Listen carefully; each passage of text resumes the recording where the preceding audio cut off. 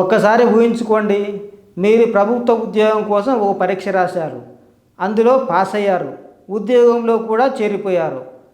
కానీ ప్రభుత్వం మాత్రం ఆ పరీక్ష రద్దు చేస్తున్నాం అంటే మీ భవిష్యత్తు ఏంటి? ఇప్పుడు జార్ఖండ్ రాష్ట్రంలో అదే జరుగుతుంది.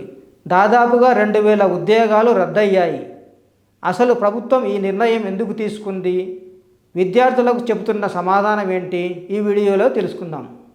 జార్ఖండ్లో నియామక పరీక్షల రద్దు వ్యవహారం ఇప్పుడు మరింత వేడెక్కింది. ప్రభుత్వం ఏకంగా 44 పరీక్షలను రద్దు చేసింది.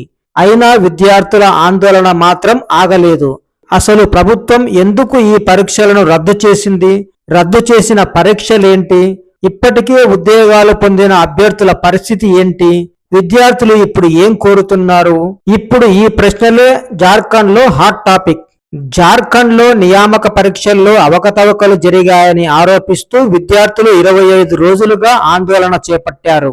ఈ నేపథ్యంలో ముఖ్యమంత్రి హేమంత్ సోరెన్ నేతృత్వంలోని జార్ఖండ్ ప్రభుత్వం కీలక నిర్ణయం తీసుకుంది. 2014 నుంచి Jharkhand public service commission JPSC అలాగే ఒక అవుట్ సోర్సింగ్ ఏజెన్సీ నిర్వహించిన 44 పరీక్షలను రద్దు చేసింది.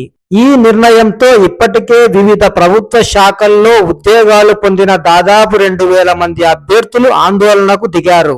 ఆర్థిక శాఖ, హోంశాఖ, రోడ్డు రవాణా, కార్మిక శాఖ, సమాచార ప్రజా సంబంధాల శాఖల్లో పనిచేస్తున్న వీళ్లంతా తమకు ఉద్యోగం రావడంతో ఇతర ప్రభుత్వ, ప్రైవేటు ఉద్యోగాలను వదులుకున్నామని చెబుతున్నారు. పరీక్షల్లో అవకతవకలు జరిగి ఉంటే దర్యాప్తు చేయడానికి తాము వ్యతిరేకం కాదని, అయితే మొత్తం పరీక్షలనే రద్దు చేయడాన్ని మాత్రం తాము వ్యతిరేకిస్తున్నామని అసిస్టెంట్ సెక్షన్ ఆఫీసర్ గా విధులు నిర్వహిస్తున్న కౌశల్ కుమార్ పేర్కొన్నారు. దోషులపై చర్యలు తీసుకోవాలే కానీ నిబంధనల ప్రకారం ఉద్యోగాలు పొందిన తమపై చర్యలు తీసుకోవద్దని కోరుతున్నారు. మరోవైపు ఆందోళన చేస్తున్న విద్యార్థులు కూడా వెనక్కి తగ్గడం లేదు. రద్దు నిర్ణయం ఏ పరీక్షలకు ఎలా వర్తిస్తుందో ప్రభుత్వం స్పష్టతనివ్వాలని డిమాండ్ చేస్తున్నారు.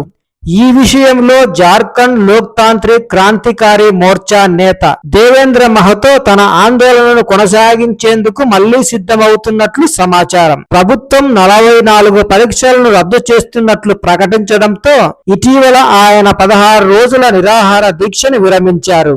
అదే సందర్భంలో మలిదశ ఆందోళన కూడా ప్రారంభిస్తానని ప్రకటించారు. భవిష్యత్తులో ఎలాంటి పేపర్ లీకులు, అవకతవకలు జరగకుండా ప్రభుత్వం హామీ ఇవ్వాలని ఆయన డిమాండ్ చేస్తున్నారు. అంతేకాదు, నియామక ప్రక్రియను పర్యవేక్షించేందుకు ప్రత్యేక కమిటీ ఏర్పాటు చేయాలని కూడా విద్యార్థులు కోరుతున్నారు. ఇక ప్రభుత్వం రద్దు చేసిన 44 పరీక్షలు చిన్న విషయం కాదు. డ్రగ్ ఇన్స్పెక్టర్లు, ప్రభుత్వ ఇంజనీరింగ్, మెడికల్ కాలేజీల్లో అసిస్టెంట్ ప్రొఫెసర్లు, పాలిటెక్ లెక్చరర్లు వంటి పోస్టులకు సంబంధించిన పరీక్షలు ఇందులో ఉన్నాయి.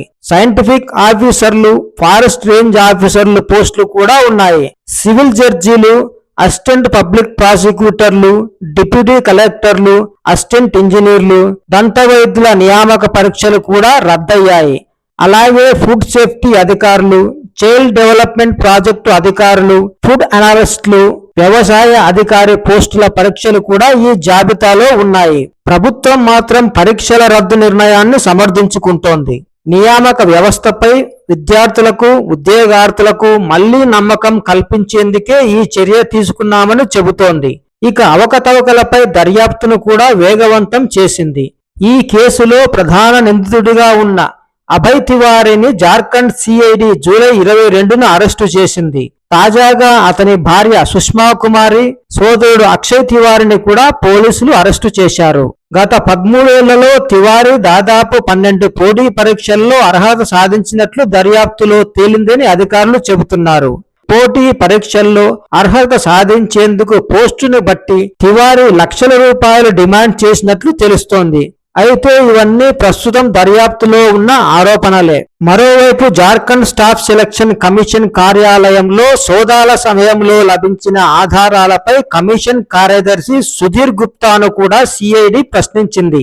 తాజా అరెస్టులతో ఈ కేసులో అరెస్ట్ అయిన నిందితుల సంఖ్య 22కు చేరింది. ఇదిలా ఉంటే ప్రభుత్వం మరో కీలక నిర్ణయం కూడా తీసుకుంది. పరీక్షల్లో జరిగిన అవకతవకలకు సంబంధించిన కేసులను త్వరగా విచారించేందుకు ఫాస్ట్ ట్రాక్ కోర్టు ఏర్పాటు చేయాలని హైకోర్టును ప్రభుత్వం కోరనుంది. ప్రభుత్వ నిర్ణయంపై మంత్రులు, ఎమ్మెల్యేలతో కూడిన కాంగ్రెస్ ప్రతినిధి బృందం ముఖ్యమంత్రి హేమంత్ సోరెన్ను అభినందించింది. అయితే ప్రతిపక్షం మాత్రం ప్రభుత్వంపై విమర్శలు చేస్తోంది. విద్యార్థులు సిబిఐ విచారణ కోరుతున్నా సీఎం స్పందించడం లేదని జార్ఖండ్ ప్రతిపక్ష నేత బాబులాల్ మారండి ఆరోపించారు. ఇప్పటికే వివిధ ఉద్యోగాల్లో చేరిన దాదాపు 2000 మంది అభ్యర్థుల భవిష్యత్తు ఏంటి అన్నదే ఇప్పుడు అసలు ప్రశ్న.